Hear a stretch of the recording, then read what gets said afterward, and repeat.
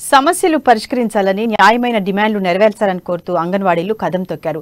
ఆదిలాబాద్ జిల్లా కేంద్రంలోని కలెక్టరేట్ ఎదుట టెంట్ వేసుకుని సమ్మెకు దిగారు. సమ్మె శిబిరాన్ని సిఐటియు జిల్లా ప్రధాన కార్యదర్శి కిరణ్ సందర్శించి సంఘీభావం ప్రకటించారు. సుప్రీంకోర్టు తీర్పు ప్రకారం గ్రాడ్యుయేటీ చెల్లించాలని, వేతనంలో సగం పెన్షన్లుగా నిర్ణయించాలని అన్నారు. వేతనాలు పెంచాలని, పెండింగ్ ఏరియర్స్ చెల్లించాలని పేర్కొన్నారు. 2017 నుండి టీఏ బకాయిలు మొత్తం చెల్లించాలన్నారు. దీనికి సరిపడ బడ్జెట్ ను తక్షణమే రిలీజ్ చేయాలన్నారు. ఖాళీ పోస్టులను భర్తీ చేయాలని, ఎలాంటి షరతులు లేకుండా mini anganwadi సెంటర్లను main anganwadi సెంటర్లుగా గుర్తించాలన్నారు.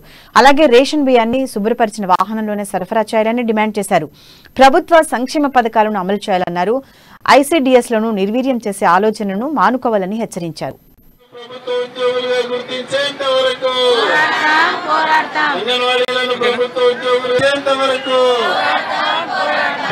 Insurance సౌకర్యం కల్పించేంత వరకు అంగన్వాడీల పట్ల కేంద్ర రాష్ట్ర ప్రభుత్వాల మొండి వైఖరి